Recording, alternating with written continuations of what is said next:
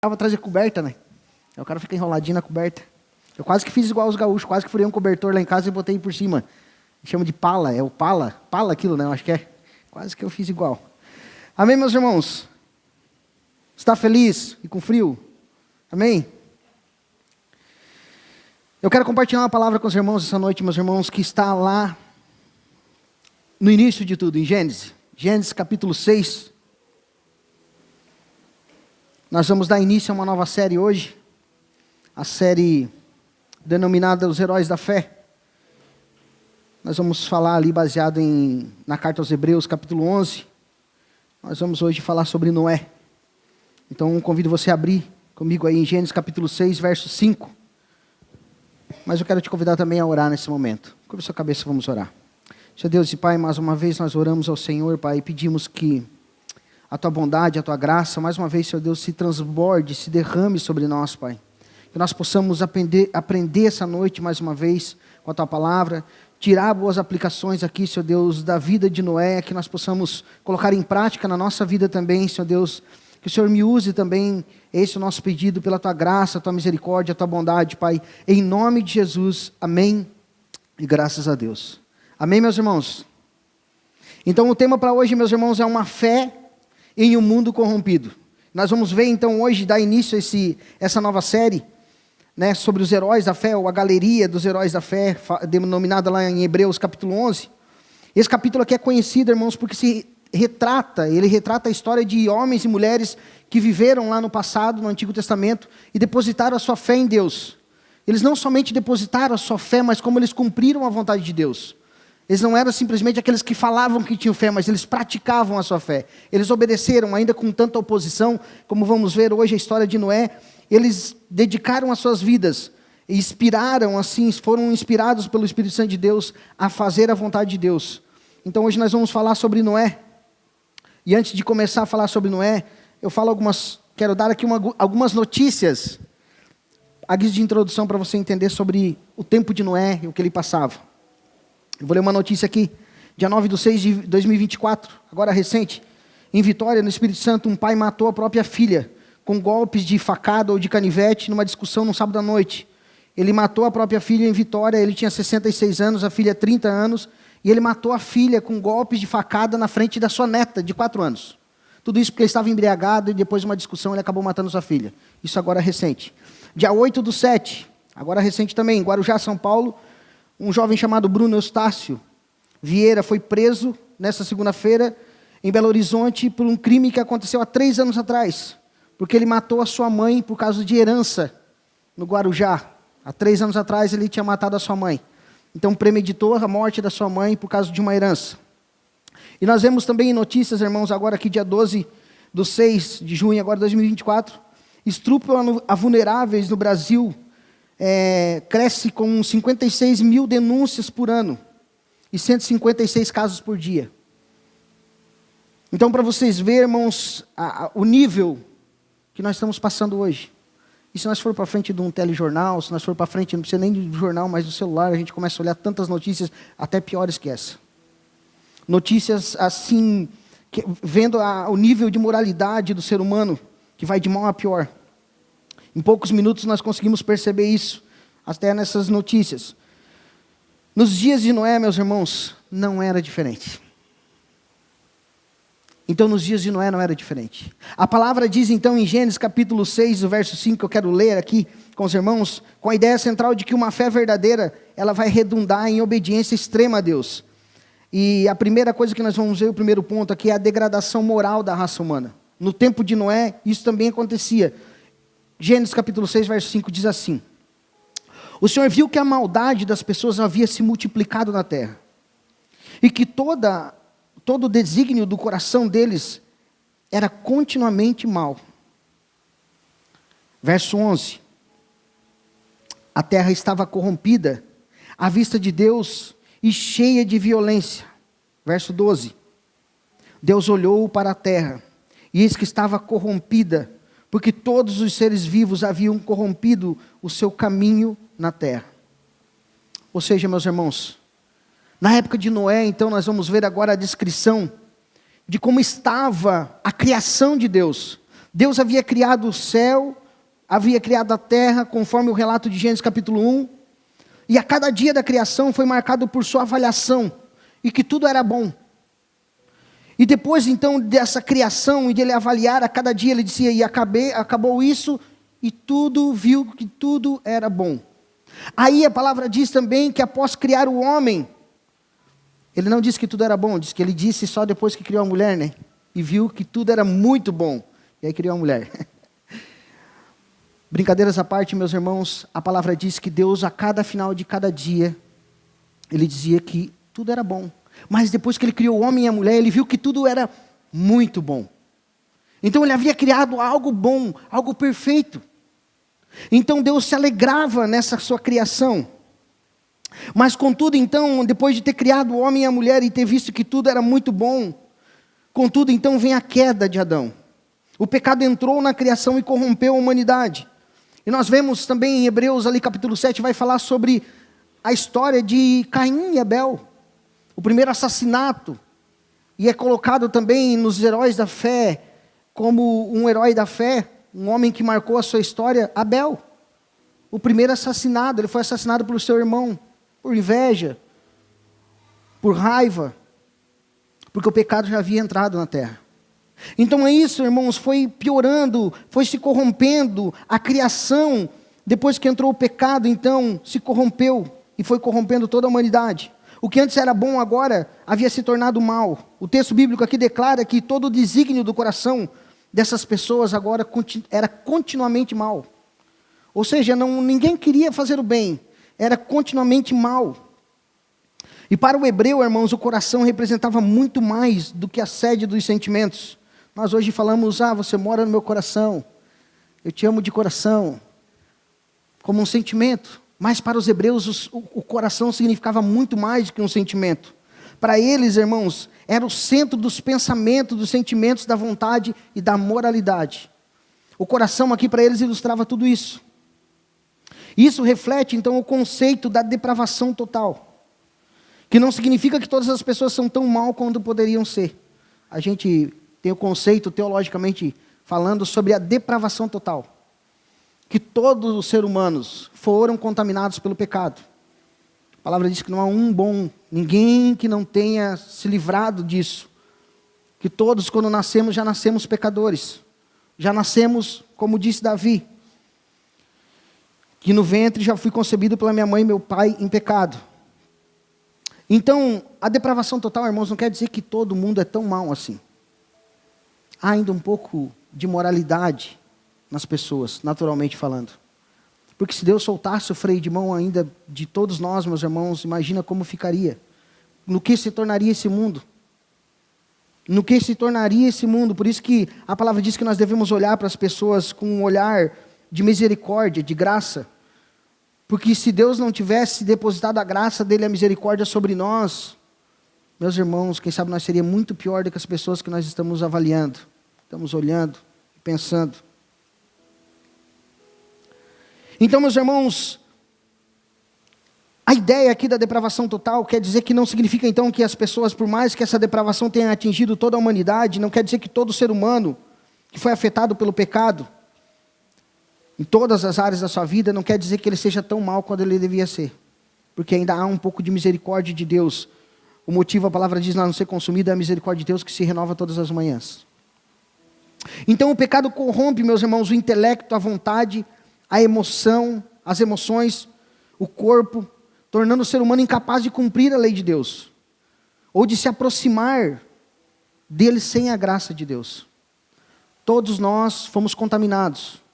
Todos nós fomos contaminados, então não há quem queira buscar Deus.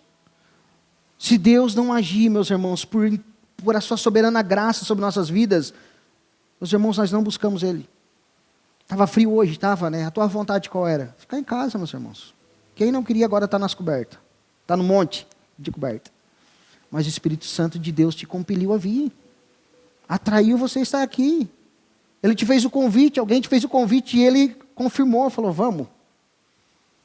E você vê então, se não for a graça de Deus, irmãos, pelas nossas forças, ninguém busca Deus. Ninguém quer a Deus.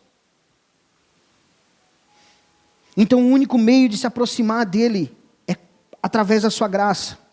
Moisés então nos diz, meus irmãos, que a terra estava corrompida à vista de Deus. E que o que era bom, agora havia se deteriorado, então desfigurado, corrompido, pervertido. A terra estava repleta de violência. Deus havia abençoado Adão e Eva para que enchessem a terra por meio da procriação. Mas em vez disso, os homens estavam enchendo a terra de violência e barbaridade. Em vez de encher, eles estavam enchendo de violência. Os caminhos perversos da humanidade, então, evidenciavam a falta de temor a Deus. Noé aqui, então, é descrito, irmãos, como o pregador de justiça, como descrito lá em 2 Pedro, capítulo 2, verso 5. E provavelmente, irmãos, ele pregava sobre arrependimento. Noé pregava naquele tempo. Agora é a confusão, né, meus irmãos?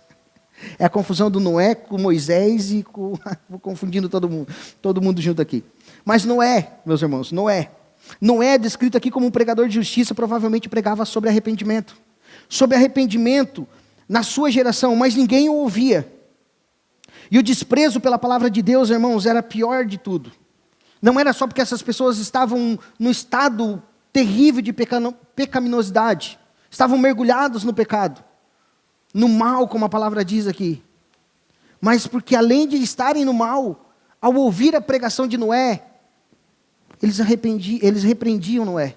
Eles não queriam ouvir aquilo. Então tinha um pecado maior ainda, o pecado que ninguém queria ouvir, o desprezo pela palavra de Deus. Isso era o pior de tudo. Pois eles consideravam tolos e lunáticos aqueles que chamavam ao arrependimento e advertiam sobre as punições de Deus.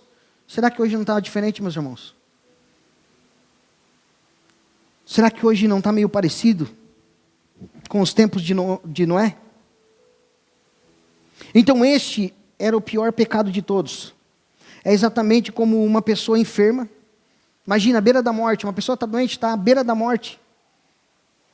E alguém chega para ela e fala assim, toma um remédio, faz o tratamento. E ela fala, não, eu não quero o tratamento, eu não quero o remédio. Me deixa morrer. Ou fala que não vai morrer, o pior de tudo, né? Não, isso aqui não é para morte. Não quero.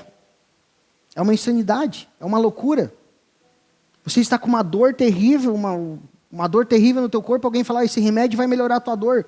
Você fala, tu é louco, tu é tolo, eu nem quero saber desse remédio. Era o que esses homens e esse povo desse tempo, então, fazia. Os seus pecados eram tão absolutamente graves que eles não apenas pecavam, mas também rejeitavam até mesmo o que poderia trazer para eles, então, eles rejeitavam até mesmo o que poderia trazer para eles uma cura, digamos assim. Eles condenavam, não somente rejeitavam, mas condenavam aqueles que pregavam sobre o arrependimento, ou melhor dizendo, aquele que era Noé nesse tempo. Assim, então, meus irmãos, quando a raça humana chegou a tal ápice de mal, chegou a um tal estágio, como eu falei, que eles negavam até o próprio remédio. Martinho Lutero disse uma frase e afirmou assim, sem dúvida, os descendentes dos patriarcas que pereceram no dilúvio, exageraram muito no seu argumento sobre o prestígio da igreja. Com certeza exageraram muito sobre o argumento sobre o prestígio da igreja. Sobre muitos que hoje, quem sabe, meus irmãos, olham e falam assim, para que uma igreja? Quem sabe alguém vai te falar amanhã, você vai falar, ontem fui na igreja. Alguém vai falar assim, por que foi na igreja? E era o que falavam nesse tempo. Mas para que tu vai tanto? Hoje é domingo, está frio, por que tu não fica em casa? Já foi domingo passado. Fica em casa. Isso era o argumento, então, meus irmãos, deles naquela época. Eles acusaram o próprio Noé de blasfêmia e mentira. Afirmavam, então, eles diziam afirmar que Deus estava, que era uma blasfêmia, era mentira de Noé dizer que Deus estava prestes a destruir o mundo pelo dilúvio. E mesmo que, é o mesmo que dizer, meus irmãos, que Deus fosse um Deus tirano.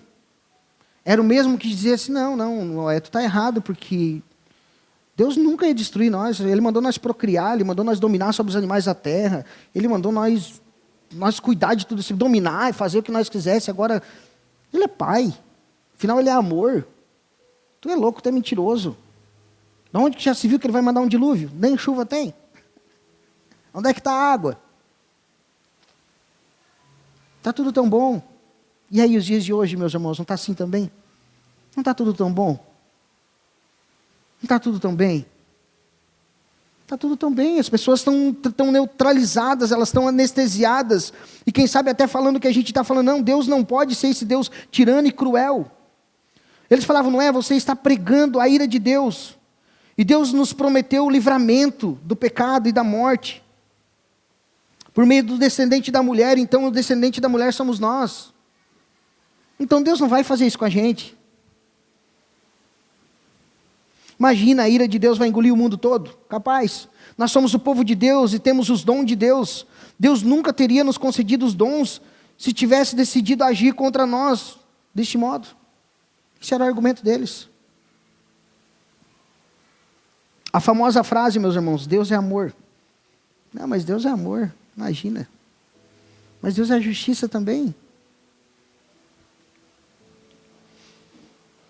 E da mesma forma, meus irmãos, que as pessoas rejeitavam a pregação de Noé, ao chamado ao arrependimento, também nós vemos isso acontecer nos dias de hoje. É o famoso não julguei. Você fala, você chama ao arrependimento, fala, essa vida que você está levando não é uma vida boa, não é uma vida correta, não estamos falando só moralmente, mas uma vida de caminho de morte espiritual, de morte eterna. Morto espiritualmente já está, mas olha, você precisa nascer de novo, precisa ser regenerado, você precisa se entregar a vida para Jesus, não para você ser simplesmente uma pessoa melhor, mas para você ser salvo. Com o tempo, o Espírito Santo vai te limpando, vai te transformando, e você vai melhorar, com certeza. Isso vai ser um reflexo da tua nova vida, vai ser um reflexo do novo nascimento. Mas você precisa entregar a vida para Jesus, para ser salvo, para dar a vida eterna. E aí vem a frase, não julgueis. E o problema, meus irmãos, não é o julgamento quando eu estou pregando a palavra de Deus, não é o meu julgamento quando eu estou pregando a palavra de Deus. Quando você está pregando a palavra de Deus para alguém, o problema não é isso. Se as pessoas pensassem que o problema não é a gente estar falando, e se nós estamos julgando, esse não é o problema é ser julgado por Deus. O problema é usar a ideia do arco-íris, que é o sinal da aliança que Deus fez com Noé, que não mais cobraria o mundo com justiça, com água, com dilúvio novamente, não puniria mais assim, usar para uma ideologia.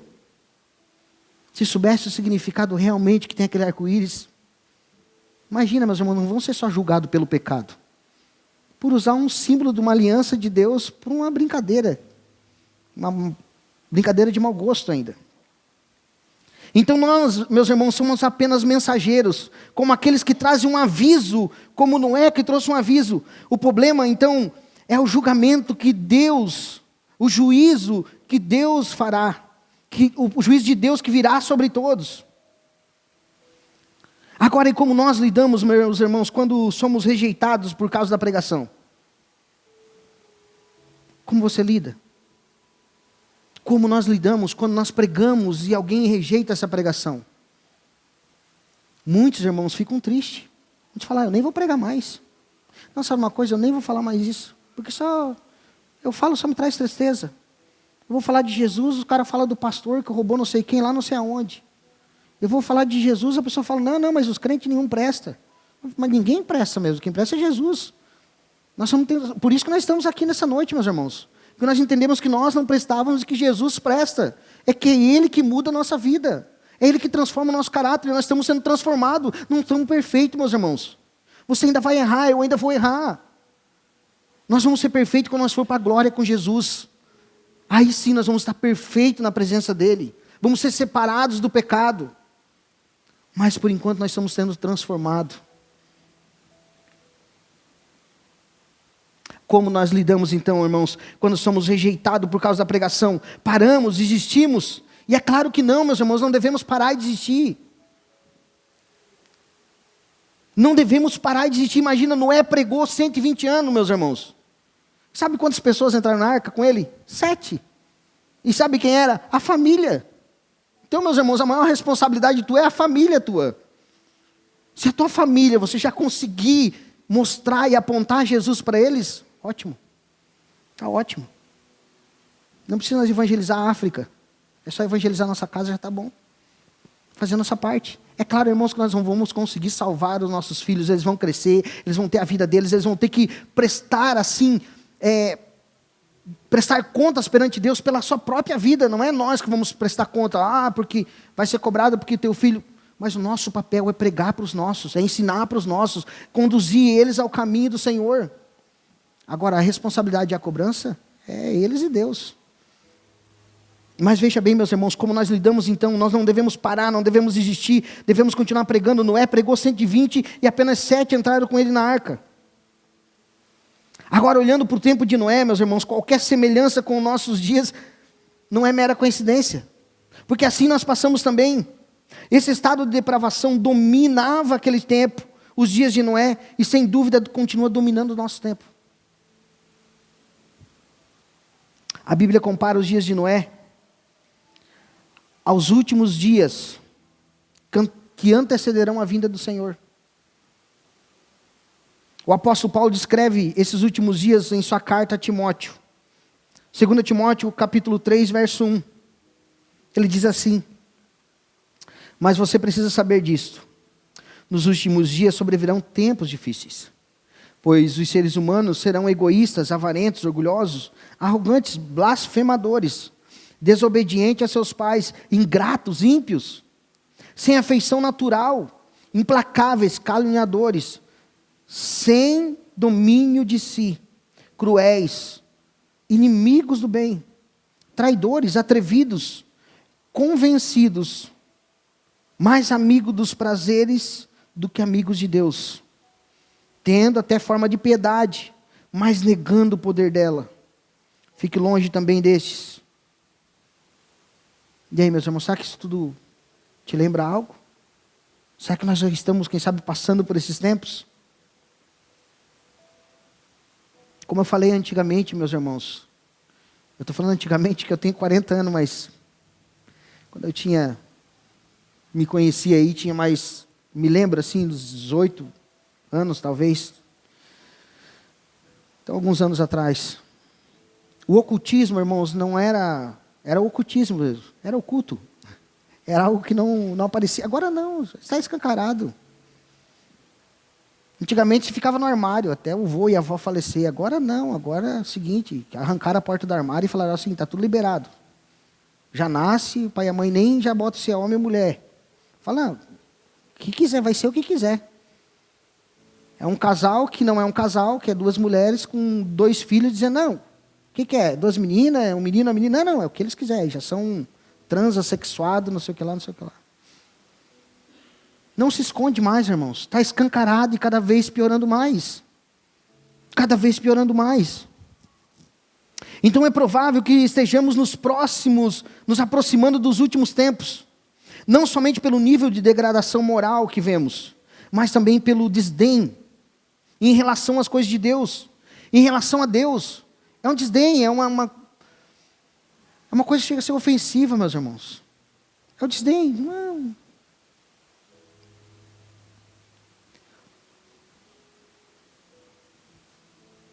Quando nós falamos, então, da justa ira de Deus para os impenitentes, eles nos acham de louco, radicais, quem sabe? Não, você é muito radical. Vocês são loucos, radicais. Ainda aquele grupo que, por desconhecer as Escrituras, acredita que Deus é somente amor, como eu falei aqui. Acredito que jamais Deus derramaria a ira dele, o juízo sobre as pessoas. E perecem por falta de conhecimento. E porque sim, meus irmãos, eu não estou aqui, irmãos, como pastor, para defender pastores. Advogar e dizer, todo cara que leva um título de pastor é um cara bom. Não, tem os falsos. E Jesus já falou naquele tempo, os falsos mestres, os falsos pastores, falsos apóstolos, já tinha no tempo dos apóstolos, já tinha.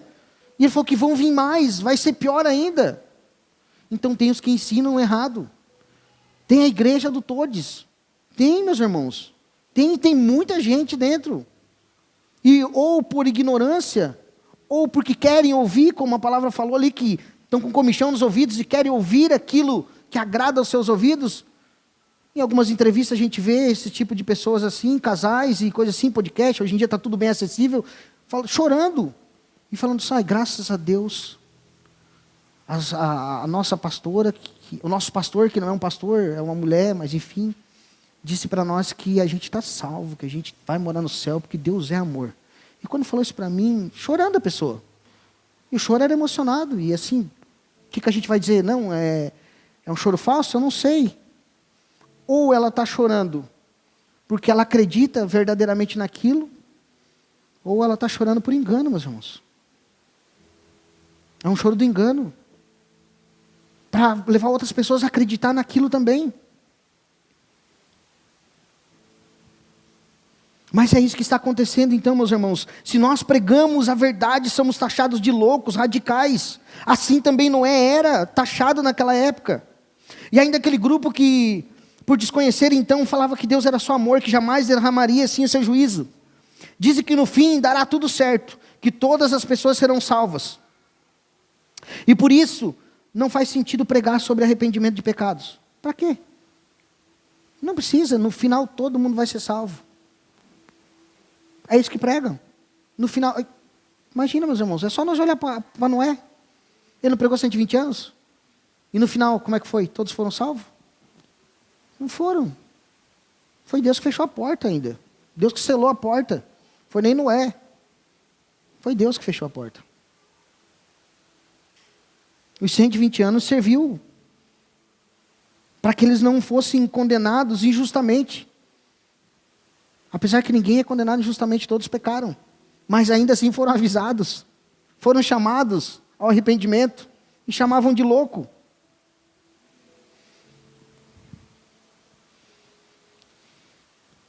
Mas isso, meus irmãos, então que muitos pregam que todos serão salvos e que por isso não faz sentido pregar sobre arrependimento de pecados, isso, meus irmãos, não é o que a Bíblia ensina. Por isso continuaremos, meus irmãos, a pregar essas verdades. Porque assim como Noé era pregador de justiça, nós também devemos ser. E voltando um pouco aqui, se você quer saber se um pastor é verdadeiramente pastor mesmo, e se ele está pregando a palavra de Deus, muitas vezes ele vai pregar e você vai se ofender. Não porque ele vai te xingar de feio, de alguma coisa, mas porque a palavra, ela vai gerar em você uma mudança, ela vai te ofender em algumas situações que você está fazendo errado. E muitas vezes os pastores, esses falsos pastores, então eles não vão pregar a verdade. Porque ele tem medo que você vá embora. O compromisso dele não é com a palavra de Deus e com Deus. O compromisso dele é com medo que você saia. Ou que venha mais pessoas. E o nosso compromisso, meus irmãos, se você quer pregar a palavra de Deus, o teu compromisso é com Deus. Pregue a verdade, em tempo, fora de tempo. Se vão gostar de você ou se não vão gostar, fale a verdade. Fale a verdade. Por amor às pessoas, fale a verdade. Você quando é pai e mãe, você sabe que você não fala a verdade para o teu filho só para ofender ele, não. Você fala porque você ama. Se nós amamos as pessoas realmente, devemos falar a verdade. Falar a verdade, irmãos. Nós fomos convocados, então, para alertar a humanidade com relação à justiça vindoura de Deus. Deus não estava aqui, então, nada satisfeito com a criação. Veja o que a palavra diz, então, em Gênesis capítulo 6, verso 6 ainda. Então o Senhor ficou triste por haver feito o ser humano. Desculpa, eu vou reler de novo que eu acho que eu pulei uma parte. Então o Senhor ficou triste por haver feito o ser humano na terra. E isso lhe pesou no coração. E o Senhor disse: farei desaparecer da face da terra o ser humano que criei. Destruirei não apenas as pessoas, mas também os animais e os seres rastejantes e as aves do céu. Porque estou triste por havê-los feitos.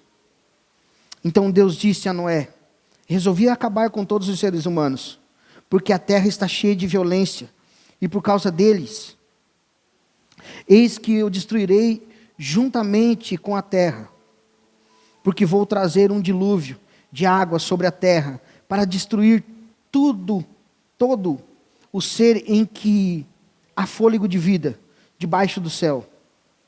Tudo o que há na terra será destruído. Então imagine, meus irmãos, diante da maldade do coração dos homens, agora Deus decidiu destruir toda a criação por meio do dilúvio. Toda a terra seria inundada e todos os seres vivos, ou quase todos, pereceriam. É claro, né, meus irmãos, que os peixes viveram, né, porque os peixes vivem na água. Então quase todos. E aqueles que estavam na arca também não morreram. Então era um juízo divino sendo aplicado sobre a humanidade. Mas como bem sabemos, meus irmãos, um pequeno grupo só foi poupado por causa da fé de um homem chamado Noé. E o segundo ponto aqui é a fé que produz justificação e integridade. Gênesis 6:8. Porém Noé encontrou favor aos olhos do Senhor. 9. Noé era um homem justo e íntegro entre os seus contemporâneos. Noé andava com Deus. Então, apesar da pecaminosidade, meus irmãos, a perversidade da raça humana, Noé caminhava na direção contrária, sendo um contraste evidente em meio à humanidade caída. Enquanto o mal aumentava, o mal crescia naquele tempo de Noé, ele caminhava na contramão. Agora, o que mais diferenciava Noé era isso, meus irmãos, caminhar na contramão daquele tempo. Agora, como ele conseguia ser justo e íntegro? A pergunta é, a palavra deixa claro que ele havia encontrado o favor do Senhor, uma palavra que também pode ser traduzida como graça. Não é porque não era bom, mas é porque ele tinha encontrado graça de Deus. É porque Deus havia alcançado ele, ou seja, por causa da sua infinita misericórdia e amor, Deus soberanamente derramou graça sobre a vida de Noé, capacitando a ser justo e íntegro. Não se tratava meramente de uma performance moral, então, baseado em disciplina dele, mas sim no poder de Deus que operava em sua vida. Infelizmente, meus irmãos, quando as pessoas leem essa passagem, essa história aqui de Noé, muitas vezes pulam o verso, falam muito. As pessoas leem o verso 9 e pulam o verso 8. Enfatizam muito a integridade de Noé, o que é verdade, que ele foi um homem íntegro, que a palavra está dizendo aqui, mas deixam de falar sobre o favor de Deus que vinha sobre ele. Que é o importante, o favor de Deus que havia na vida dele. O apóstolo Paulo descreveu aos Filipenses assim: porque Deus é quem efetua em vocês tanto o querer como realizar, segundo a sua boa vontade. Filipenses capítulo 2, verso 13. Em Efésios também ele diz, porque pela graça vocês são salvos mediante a fé, e isto não vem de vós, é um dom de Deus.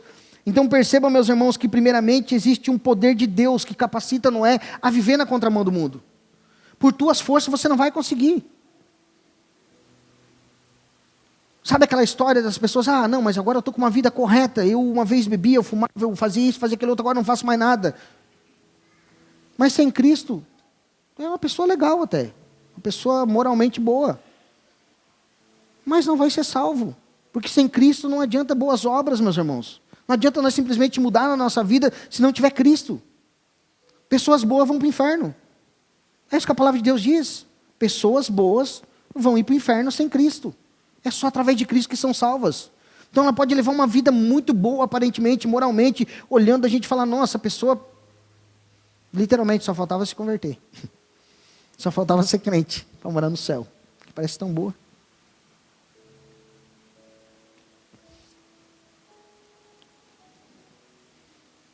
Então, meus irmãos, Paulo aqui deixa claro que a vontade de Deus é que nos aperfeiçoa. É mediante a fé. Então perceba primeiramente, irmãos, que existe um poder de Deus que capacita o ser humano. A integridade, até mesmo a salvação vem de Deus. Não tem nada que venha de nós. Em outras palavras, foi por causa do favor, da graça de Deus, então que Noé andava na contramão do mundo.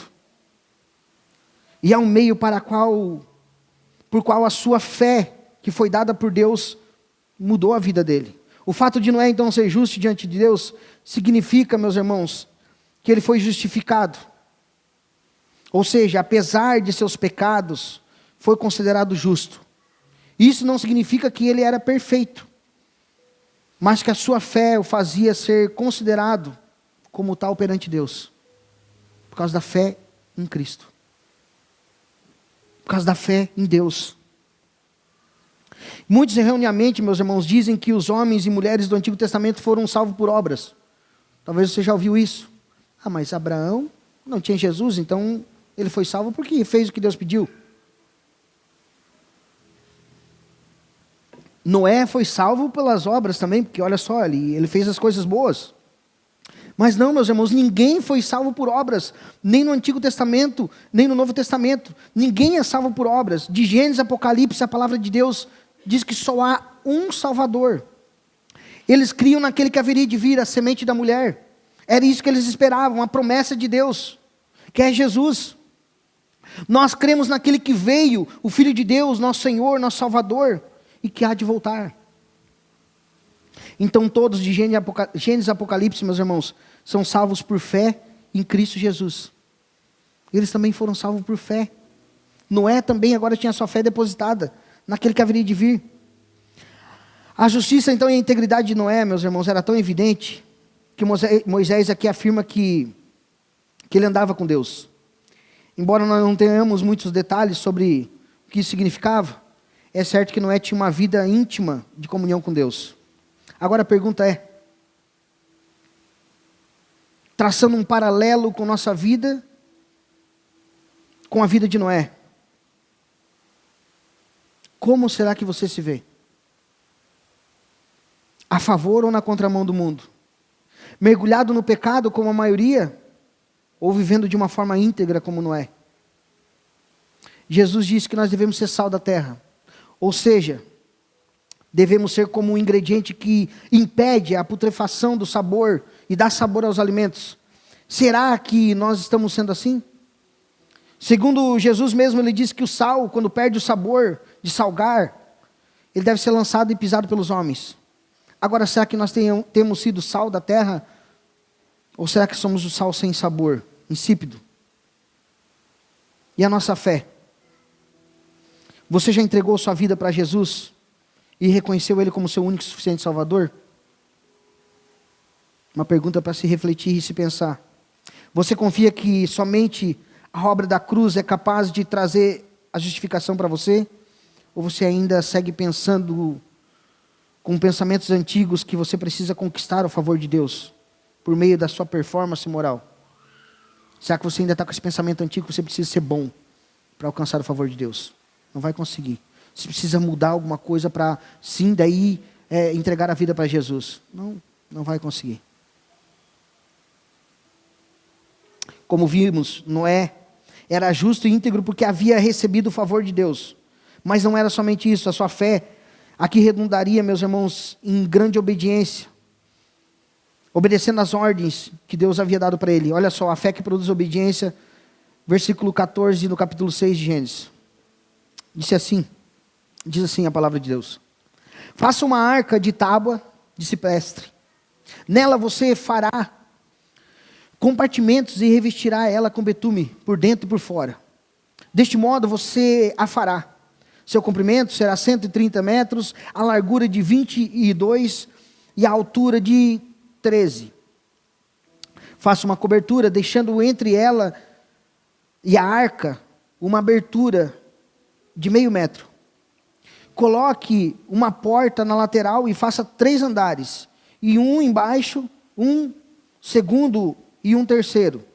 Verso 17. Porque vou trazer um dilúvio de águas sobre a terra, para destruir todo ser que há fôlego debaixo dos céus. Tudo que há na terra será destruído. Mas com você estabelecerei a minha aliança, e você entrará na arca, você e seus filhos, e a sua mulher, e as mulheres dos seus filhos. Verso 22. Foi o que Noé fez, conforme tudo o que Deus lhe havia ordenado, assim ele o fez. Agora, meus irmãos, pense que absurdo que era essa ordem de Noé naquele tempo. Aquela ordem de Deus para Noé naquele tempo. Pense então, meus irmãos, as perguntas e as interrogações que apareceram na cabeça de Noé. Dilúvio, água, Como? Chuva? Naquele tempo nem existia chuva ainda. Nem sei o que é isso. Não é água, vai vir água. E a palavra diz mais, que não foi só chuva, brotou água. Para nós, quem mora numa cidade, uma grande metrópole, não sabe de onde sai a água. Pensa que a água sai da chuva. Pensa que a chuva chove, enche o açude, enche o rio e a água vem. Né? Na caixa d'água, na torneira. Nós que moramos aqui na região mais do interior, a gente sabe que a água brota da terra. Que é uma nascente, que a gente costuma chamar, né? A gente fala uma vertente. E a palavra de Deus diz que Deus falou que ia inundar a terra não só com chuva, mas através das vertentes. Imagina, meus irmãos, se chover nos 3, 4 dias de cima já, o negócio fica pesado. Imagina a água vindo por baixo, brotando. Mas no tempo de Noé não havia chuva. Então imagine que loucura era ele chegar agora, que absurdo é esse. Até aquele momento não havia chovido. Imagine então Noé, o que ele deve ter sentido quando recebeu essa ordem, meus irmãos. Imagina o que ele ficou pensando, chegando em casa para sua esposa e falando para ela o que Deus havia ordenado. Faz uma arca. Imagina ele falando, olha, eu tenho que construir uma arca de 130 metros de comprimento, 22 de altura e 13 de andar. 3 andares e 13 de altura. Você não é? Acho que está louco. Acho que tu está ficando igual o pessoal do mundo aí, bem loucão. Alguma coisa tu está usando, porque só pode. Tu imagina então a reação. Por mais absurda, irmãos, que seja a ordem, possa parecer essa ordem, Noé obedeceu. E a mesma fé que havia justificado Noé, é a fé que evidencia então a sua obediência. Tiago afirma que uma fé que não vem acompanhada de obras é uma fé morta e inoperante. Portanto, uma verdadeira fé, então, necessariamente, se manifesta em obediência. E é exatamente o que vemos aqui na vida de Noé. Hebreus capítulo 1 diz assim: ora, a fé é a certeza das coisas que se esperam e a convicção de fatos que não se veem. Verso 7. Pela fé, Noé, divinamente instruído a respeito dos acontecimentos que ainda não se viam, e sendo temente a Deus, construiu uma arca para a salvação de sua família. Assim, ele condenou o mundo e se tornou herdeiro da justiça que vem da fé. A fé de Noé, então, meus irmãos, aqui, evidenciava a sua completa confiança em Deus. A partir da ordem dada pelo Senhor aqui, ele tinha certeza que tudo ia dar certo. E essa deve ser a nossa fé, meus irmãos. Será que nós temos essa fé? Não porque ele via algo que lhe trouxesse uma segurança, ele não via uma gota d'água, nem sabia que era chuva. Mas porque a sua fé estava firmada na palavra de Deus. Ele tinha certeza, convicção que tudo aconteceria conforme o propósito soberano de Deus, mesmo sem entender os detalhes. E isso é fé. Fé, portanto, não é pensamento positivo. Também não se trata de determinar frases que determinam isso, determinam aquilo em voz alta, pensando que de forma mágica as coisas vão acontecer. Não é isso, meus irmãos, não é isso que é fé. Fé não é tu sair amanhã e falar assim, ó, pela fé eu determino que amanhã vai ter sol e vai ser quente. Não. Eu determino, eu profetizo, não. Isso não é fé. Fé é segurança. É saber que se Deus falou que amanhã é isso, vai acontecer. Não importa se vai dar vendaval, se não vai, se vai cair neve, que amanhã vai acontecer. Que uma hora ou outra vai se cumprir a promessa de Deus. Se Ele mandou você fazer, faça. Fé, então, é ter convicção de que Deus está guiando você para algo. É o mesmo que, mesmo sem saber todos os detalhes, obedecer, meus irmãos. É Deus te dar uma ordem, te chamar para algo e você fazer mesmo sem ver, sem estar vendo, quem sabe nada à sua frente que te dê segurança, mas obedecer aquilo. Trata-se então, meus irmãos, trata-se de discernir a voz de Deus e obedecê-la. A maneira primordial que Deus fala conosco é por meio da sua palavra. Mas Deus pode nos guiar e falar também aos nossos corações. Só que nós não podemos, meus irmãos, confundir. Você tem ouvido o que Deus tem pedido para você? A pergunta é: Será que você tem ouvido? Eu tenho ouvido? Você tem ouvido aquilo que Deus tem pedido para você fazer? Então ore nesse sentido por dias. Ore e peça direção para Deus, confirmação para Deus, convicção para Deus, porque às vezes a confirmação não vem. Quem sabe Noé orou quanto tempo? A esposa dele falou assim, é o seguinte, né, Noé, tu tá bem louco, vamos orar. Né, se nós ver cair umas duas, se nós ver que surgiu umas duas nuvens aí, se nós ver cair água mesmo, que até agora não vimos chuva cair do céu. Mas se cair, nós fizemos essa arca, daí tu começa a dar início. Senão, não. Já pensou? Espera vir essa confirmação. Às vezes Deus não fala nada, meus irmãos. Nós precisamos ter a convicção. Mas nós precisamos orar então para ter essa certeza, ter essa fé aumentada, buscando a direção, pedindo coragem para Deus, para dar esse passo de fé. Temos que cuidar também para não confundir a voz de Deus com a voz do nosso próprio desejo. Né? Às vezes tem aquele desejo meio egoísta dentro de nós, e nós precisamos cuidar para falar, não, acho que isso é da vontade de Deus, e não ser da vontade de Deus, ser a nossa vontade. E as duas são bem diferentes, a voz de Deus e a voz da nossa vontade são bem diferentes, assim como os resultados também são diferentes. No entanto, meus irmãos, se você tem uma vida consistente de oração, de leitura bíblica, de integridade, é provável que você esteja ouvindo a voz do Senhor. Então, se você está ouvindo a voz de Deus, obedeça. A pergunta a se fazer é para a glória de Deus? Isso que eu estou pedindo, isso que Deus está me conduzindo agora, se é Deus que está conduzindo, é para a glória dEle? É, então faça que com certeza é Deus que está falando. Não, não é para a glória de Deus.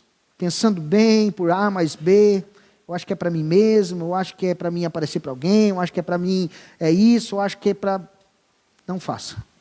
Não faça que é a voz do teu coração te enganando. Então, se você quer ter certeza que é Deus que está falando contigo, pergunte. Faça essa pergunta. No meio da oração, no meio dessa convicção, desse chamado, é para a glória de Deus? O Espírito Santo vai falar, vai te apontar, vai falar, isso, vai ser para a glória de Deus. Fala, ótimo, então eu vou continuar firme. Por mais que haja vendaval, por mais que haja levantes, por mais que eu não veja uma gota d'água caindo do céu, mas eu vou continuar.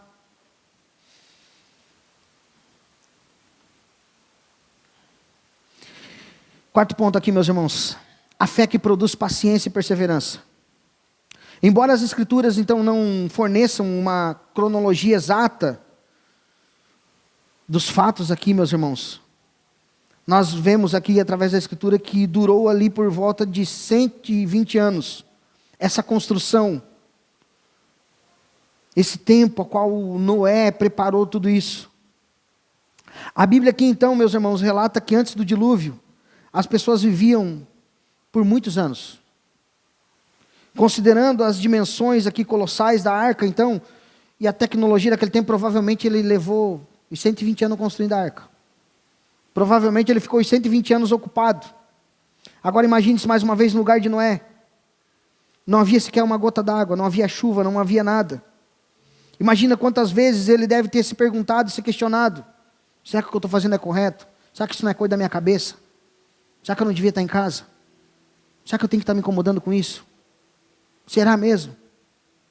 Quantos questionamentos será na cabeça de Noé? Quantas vezes, quem sabe, a própria esposa, os filhos questionaram ele, os amigos questionaram ele, os outros habitantes daquela região também perguntaram, questionaram ele. Quem sabe quantos não têm te questionado? Será que é preciso isso? Tu não precisa. Imagina, para que se incomodar? Como é que diz aquele que está procurando sarna para se coçar? Agora imagina, meus irmãos, claro que certamente muitos ridicularizavam ele, consideravam ele até, quem sabe, um louco. Meus irmãos, é isso mesmo. Essa é a realidade. Muitos, quem sabe, vão te considerar como um louco. Não, tu é um louco. De novo, com esse frio, ontem tu foi para o culto? Não, daqui, por que não ficou em casa? Vai que tu pega uma gripe. Eu peguei uma gripe em casa, meus irmãos. Os filhos vão para a escola, voltam e nós pegamos, eu nem sei como é que pega. Glória a Deus, meus irmãos, que olha, faz acho que 4 anos que eu estou à frente da obra de Deus e acho que eu faltei 2 domingos. Não é para minha glória, é para a glória de Deus. porque Ele me conservou. Lá em casa todo mundo fica gripado, um pega gripe, outro pega gripe. Eu falo, meu Deus, Pai. Ai, chega em mim isso aí. Eu vejo que está todo mundo desanimado, todo mundo gripado, doente, febre, passando mal. Passa a gripe, todos eles pegam e eu não pego. Eu falo, glória a Deus. Foi Deus. Deus guardou, Deus sustentou. Agora, nesses 4 anos, meus irmãos, se eu não perseverasse, se eu não acreditasse no que Deus está chamando, no que Deus está falando para essa cidade, como igreja, meus irmãos, quantos já falaram, você é louco, cara, vai cuidar da tua oficina. Então, deixa esse negócio de igreja. E não só pessoas do mundo, meus irmãos, irmãos em Cristo, pastores. Cara, não, é só para se incomodar, cara. Tu é novo, vai viver tua vida. Tu quer lidar com o povo. Tu quer pregar. Não faz isso, cara. Ninguém vai te ajudar. Tu vai se incomodar. Não, mas tem um povo. Não, esse povo fala hoje, amanhã eles não falam de outra coisa, eu já sei. Então, meus irmãos, não deixe as pessoas frustrar aquilo que Deus tem para você. Não deixe as pessoas, ainda que seja a pessoa mais chegada a ti, vim falar para você, não vai dar certo, seja quem for. Não faz isso, você tem a convicção que Deus está te chamando, é para a glória dEle, vai e faz. Coloca a mão no arado e não olha para trás. Vai, bota essa fé em prática. Então, quantos questionaram Noé, meus irmãos? Imagina agora, Noé aqui teve paciência e perseverança, apesar dos desencorajamentos e das críticas, apesar das inúmeras dificuldades que ele enfrentava, da dúvida, com certeza. Muitas vezes enfrentou, mas ele continuou. De forma consistente, sistemática, obedeceu a ordem de Deus até o fim. Muitas vezes nos falta essa fé paciente e perseverante. Vivemos em uma geração, meus irmãos, marcado pelo imediatismo. Pedimos algo de Deus e queremos a resposta para ontem, não é nem para amanhã. E não... mandei WhatsApp e Jesus nem me... acredito. Já ficou azul, ele já visualizou e não me responde. Vou mandar uns pontos de interrogação para Jesus. Interrogação. Ficou azul de novo. Está visualizando, não está me respondendo. O que Jesus está fazendo? Será que está conversando com Pedro? Será que estão... pode ver que estão conversando lá alguma coisa. Não, vou esperar mais 5 minutos. Se ele não responder, eu vou mandar de novo. Nós vivemos num mundo imediatista, meus irmãos, e será que nós estamos assim? Olha só a fé de Noé, a fé que obedece, a fé que tem paciência, a fé que persevera. Nós queremos a resposta para ontem. Se não recebemos, desanimamos ou desistimos. É aquela fé de altos e baixos, irmãos. Eu costumo falar que a nossa fé, a nossa caminhada com Deus tem que ser devagar e sempre. É devagar e sempre. É melhor ir devagar e sempre. Porque devagarzinho, caminhando, não sai correndo. É que nem criança, tu já viu, tu vai sair daqui, eu tenho experiência, né? As minhas pequenos, o meu pequeno já está grande agora, mas é assim, sempre foi. Meus irmãos, tu abre essa porta aqui, tu fala assim, não corre. A mesma coisa, fala assim, corre para cair com a cara no piso. Porque vai cair, é lógico, tem um degrau ali, tem uma rampinha, tem uma areia, tem uma folha, vai cair, vai se ralar tudo. Mas adianta tu falar, às vezes tu fala e acontece.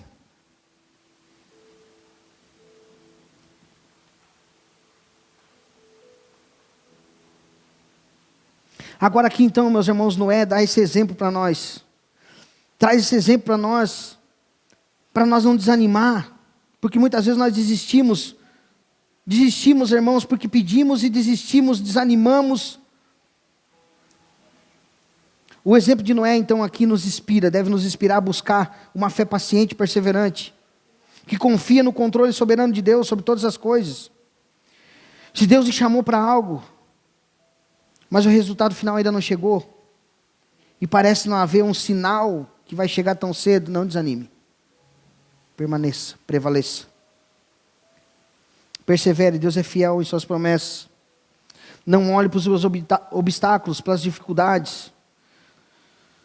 Lembre-se de quando Ele te chamou, e que Ele é fiel para cumprir. Apegue-se nessa verdade. As dificuldades no caminho vão vir sim, meus irmãos, vão vir. Vai vir dificuldade, vai vir luta, vai sim. No meio do caminho vai vir sim. Vai vir dificuldades, muitas vezes, que querem nos fazer desistir. Mas pelo contrário, irmãos, nós somos como instrumentos na mão de Deus, devemos se colocar na mão dEle. E pedir que Ele venha fortalecer a nossa fé. Olha o que Ele diz, Tiago diz: meus irmãos, tenham por motivo de grande alegria o fato de perecerem por várias provações, sabendo que as provações da fé que vocês têm produz perseverança. Ora, a perseverança deve ter ação completa, para que vocês sejam perfeitos e íntegros, sem que lhes falte nada. Tiago diz isso no capítulo 1, verso 2 e 4. Então, meus irmãos, não deem ouvidos também para aqueles que te ridicularizam. Alguns podem estar tomados de inveja, quem sabe, com inveja da sua ousadia, de você estar encarando, de você estar caminhando. Outros podem também desprezá-lo porque acham que você não tem experiência, ou que Deus não está com você. Muitas vezes essas pessoas são instrumentos do inimigo, instrumentos de Satanás, irmãos, para nos afastar do nosso propósito. Então não dê ouvidos. Como eu falei, é para a glória de Deus que está fazendo? Faça. É para a glória de Deus, continue, persevere. Ah, mas olha, se eu fosse tu, não, olha, não sei. Fulano acho que não gosta de ti. Esquece fulano. Teu negócio é com Deus. Teu negócio é com Deus, persevere. Ame teus irmãos sim, mas saiba, meus irmãos, que é com Deus o teu negócio. É com Deus. Último ponto aqui, meus irmãos, para nós finalizar. A fé que conduz à salvação eterna. Noé aqui havia recebido, então, graça de Deus, o favor de Deus. Como vimos, ele foi aqui justificado e por isso demonstrou ser íntegro. A sua fé viva e eficaz aqui foi evidenciada por sua obediência, paciência e perseverança. E isso tudo foi o resultado da graça de Deus, combinado aqui com a fé de Noé. Foi a salvação dele diante da condenação do restante do mundo. O dilúvio aqui, meus irmãos, era a expressão do juízo de Deus frente à incredulidade das pessoas. E a sobrevivência de Noé aqui foi a manifestação de que alguém salvo pela graça, mediante a fé. Essa foi a evidência. Aqui vemos um paralelo com nossas vidas. Deus exigiu aqui que Noé acreditasse em algo inédito e improvável. Dessa mesma forma,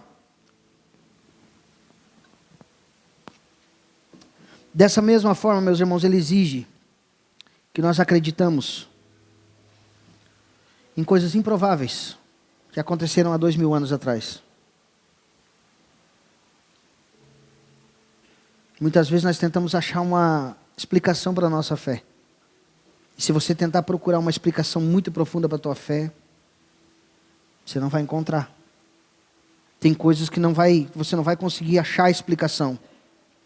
Deus exigiu aqui que Noé acreditasse em algo inédito, improvável então. A morte e a ressurreição de Cristo. Se Noé, assim para nós também foi, há 2000 anos atrás, a morte e a ressurreição de Cristo.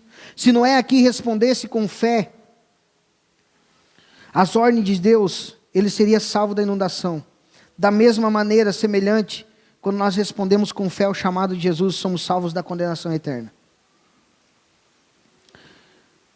Então, pela fé, Noé, divinamente instruído por Deus, se tornou justo, herdeiro da justiça de Deus. Como o autor aos Hebreus diz, Noé se tornou herdeiro da justiça que vem da fé. Pela graça, Gênesis 6:8, mediante a fé, ele se tornou então parte da família de Deus, herdeiro de Deus. Então a arca, meus irmãos, aqui foi o meio provido por Deus para salvar a família de Noé da destruição. Então, por outro lado, assim como a arca trouxe a salvação para Noé, Jesus trouxe a salvação para nós. A arca aqui, irmãos, traz essa identificação para nós. Nós podemos aqui identificar como a arca, como sendo Jesus para nós hoje. Da mesma forma, Jesus é o refúgio, a salvação do julgamento divino que virá sobre o pecado. Aqueles que entram em Cristo pela fé são salvos da condenação eterna. Assim como a arca foi o único meio de salvação para Noé, Jesus é o único caminho de salvação para nós. É o único caminho. A arca aqui, meus irmãos, foi o meio pelo qual Noé e sua família foram protegidos da ira de Deus manifestada no dilúvio. Ela foi o escudo contra as águas do juízo. Em Jesus nós encontramos essa proteção. Esse escudo, essa proteção contra o juízo de Deus que virá sobre a terra. É em Jesus.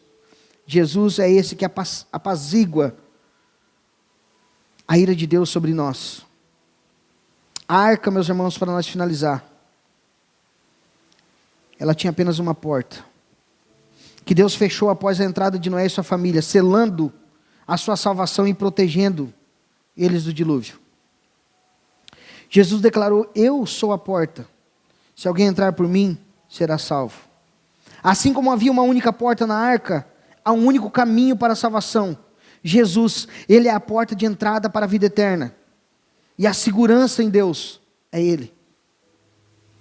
Após o dilúvio, Noé e sua família saíram da arca para uma nova terra, simbolizando assim um recomeço e esperança após o julgamento. Assim em Cristo também, irmãos, somos feitos novas criaturas. Sua obra redentora aponta então para a esperança de novos céus e nova terra, onde a justiça habita após o juízo final. E nós, irmãos, devemos continuar avisando, como descrito em Mateus 24:36, que diz assim: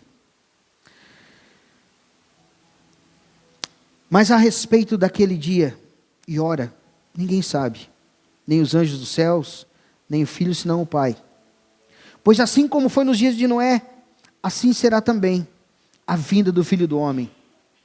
Pois assim como nos dias anteriores ao dilúvio, comiam, bebiam, casavam e davam-se em casamento, até o dia em que Noé entrou na arca,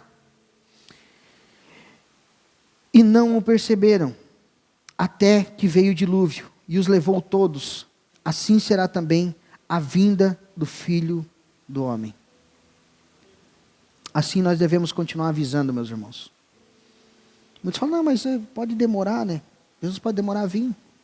Pode demorar. Mas se eu e você morrer amanhã, hoje ainda, quem sabe, Jesus já voltou.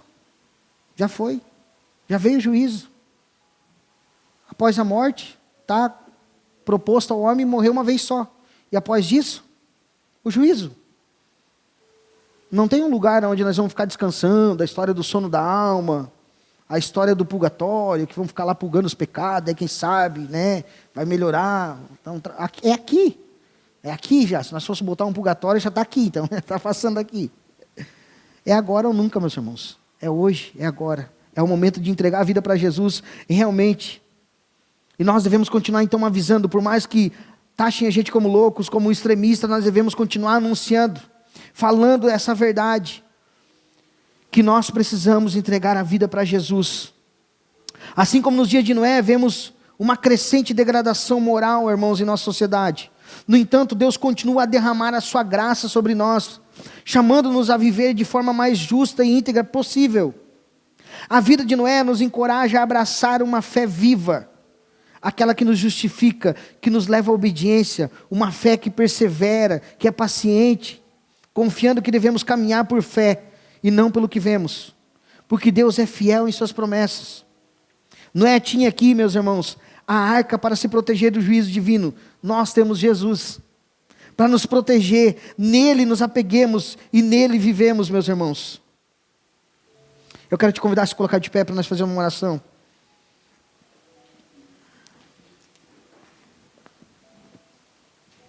Como Noé, meus irmãos, chamar os irmãos do louvor. Como Noé, meus irmãos, seja um pregador da justiça em meio ao mundo hostil. Responda ao chamado de crer em Jesus. Responda esse chamado, ou seja, responda esse chamado, meus irmãos, a dizer, a declarar que Jesus é o refúgio, é o único refúgio.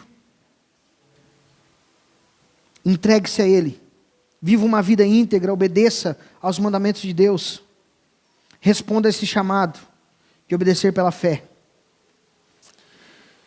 Senhor Deus e Pai, nós te louvamos, te agradecemos, Pai, porque assim como nos tempos de Noé, Pai, nós temos vivido tempos difíceis, tempos a qual muitas vezes falamos, pregamos a Tua palavra, Pai, e muitas vezes, Pai, somos rejeitados, somos, quem sabe, taxados de loucos, Mas o mais importante de tudo isso, Pai, é saber, Senhor Deus, ter a convicção que o Senhor nos chamou para isso realmente. Para pregar as boas novas, Pai, que muitos ouvirão e virão, mas muitos ouvirão e não vão querer, Senhor Deus, vão rejeitar, Senhor Deus, mas o nosso papel, Pai, é levar a Tua mensagem aos ouvidos, e o Teu Espírito Santo é que leva ao coração, essa mensagem, Pai, que gera, Pai, salvação, paz, Pai, que as pessoas que estão nos ouvindo nessa noite, aos irmãos que aqui estão nessa noite, Pai, que eles sejam encorajados, essa é a minha oração, Pai, que nós sejamos encorajados a cada dia mais pregar a Tua palavra, falar as verdades, Pai, que ninguém é salvo por obras, que ninguém vai ser salvo, Pai, se não entregar a vida realmente ao Senhor, se converter realmente, se nascer de novo, não verá a vida eterna, não terá a vida eterna, que o Senhor é a única porta, o único caminho, Pai, de nada adianta, Senhor Deus, nós acender a vela para mais um, rezar para mais um, pedir para mais um, Senhor Deus, que não pode fazer nada por nós. Só o Senhor é a porta, só o Senhor é a vida, só o Senhor é a arca que nos protege, Pai. Por isso, Pai, nós te louvamos por isso, por ter nos chamado, Senhor Deus, lá de fora, onde a água está cada dia mais alta, onde cada dia mais, Senhor Deus, as pessoas estão nadando na lama do pecado, e o Senhor tem nos separado, o Senhor tem nos limpado, tem nos purificado, Pai. Por isso nós te louvamos nessa noite, nós te agradecemos, Pai, que possamos ser encorajados como Noé, que o Teu Espírito Santo nos encoraje e nos conduza, Pai, a cada dia mais falar as verdades, pregar a Tua palavra, Pai, em nome de Jesus, esse é o nosso pedido nessa noite, nós te louvamos e te agradecemos, em nome de Jesus, amém. Vamos adorar o Senhor, meus irmãos.